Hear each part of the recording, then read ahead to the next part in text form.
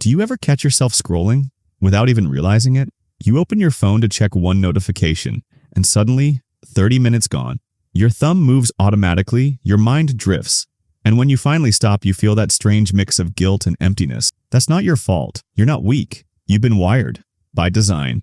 Because right now, as you scroll, there's a part of your brain being hijacked. The same system that once helped humans survive is now used to keep you staring at a glowing screen. Part 1. The hidden trap you don't see. There's a reason your brain loves to scroll. It's not the videos, it's not the memes. It's the anticipation, the what's next. Every swipe triggers a dopamine prediction loop, a small burst of expectation, not satisfaction, just the possibility of it. In neuroscience, this is called the variable reward system. The same mechanism slot machines use. You don't win every time, but you might. And that tiny maybe is enough to make your brain chase the next hit. That's why you don't even notice how long you've been scrolling. Your brain isn't looking for a specific video. It's searching for the next dopamine spike. The truth is, your attention has been turned into a battlefield. Apps, platforms, and algorithms are not competing for your time. They're competing for your biology. Part 2. The brain behind the scroll. Let's look inside your head for a moment. At the front of your brain sits the prefrontal cortex, the part responsible for focus, decision-making, and self-control. It's what allows you to choose what matters. But here's the catch. The prefrontal cortex tires quickly, and every rapid scroll, every flash of color, every unpredictable video trains your brain to seek novelty instead of depth. It's called attention fatigue. Your brain becomes addicted to quick rewards and loses the patience for long-term focus. That's why after hours of scrolling, you can't concentrate on studying, reading, or working. Your brain has learned that distraction feels better than discipline. And the scariest part? The longer you feed that loop, the weaker your self-control becomes. This is not a lack of willpower, it's neuroscience in action. Part 3. The hidden cost of scrolling. Think of your attention like currency. Every scroll is a tiny transaction. A few seconds of your life traded for a hit of dopamine. But here's the illusion. Dopamine doesn't equal happiness. It equals seeking. So when you scroll for hours, your brain keeps searching for satisfaction, but never finds it. That's why you feel drained, anxious, or empty afterward. You were chasing stimulation, not meaning. And over time, this constant stimulation desensitizes your reward system. That's why real life starts to feel boring. Your brain has been rewired to crave constant novelty. Part 4. The awakening. Once you see it, you can't unsee it. You realize your phone isn't just a tool, it's a trap disguised as entertainment. Every color, sound, and notification has been engineered to keep you hooked. They studied your attention span, your sleep cycles, and your emotional triggers, and they turned them into code. You're not scrolling by choice, you're scrolling by design. And that realization, that quiet shock, is the first step to freedom. Part 5. The reset. Rewiring the loop.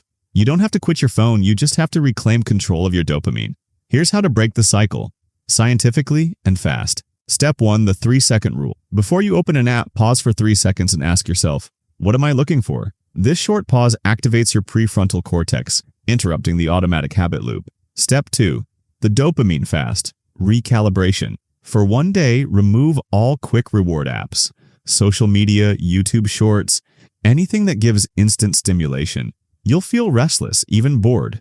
That's withdrawal. But it's also your brain resetting its reward sensitivity.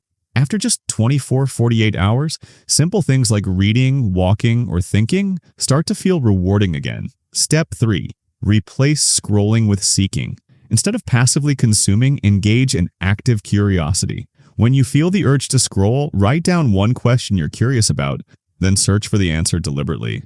This turns dopamine into a tool for learning instead of distraction. Step 4. Delay the reward. Every time you want to check your phone, delay it by just 5 minutes. This retrains your brain to value intentional action over impulsive reaction. It strengthens your prefrontal cortex, your mind's muscle for self-control. Step 5. Create a focus ritual. Set one physical space where no scrolling is allowed. Your desk, your bed, or your morning routine. Over time, your brain associates that environment with focus, not distraction. You're literally rewiring your neural pathways. Part 6. The rewired mind. Here's what happens next. After a week of practicing control, your attention span expands. You start to feel mental clarity returning, the ability to focus deeply on one thing without constant noise. You feel time slow down again, and something incredible happens. You start choosing what to pay attention to. That's real freedom. Not deleting your apps, but mastering the circuitry that makes them addictive. your dopamine becomes your ally again, like not your enemy. And when you use that same energy toward your goals, your studies, your craft, you feel unstoppable. Because the truth is, dopamine isn't bad. It's powerful. It's the drive that built civilizations, but only when you control it, not the algorithm. Part 7. The final realization. Think about this for a moment. Every scroll is a choice between creation and consumption. Each time you scroll mindlessly, someone else profits from your attention. But each time you pause, think, or create, you reclaim ownership of your mind. It's not about quitting social media. It's about reclaiming your awareness. The next time your thumb hovers over the screen, remember this.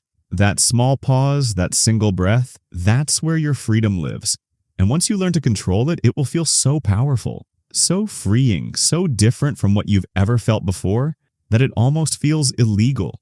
The world wants your attention. It's up to you to decide who earns it. Your mind was never meant to be on autopilot. It was meant to create, to focus, to feel alive. So stop scrolling and start living.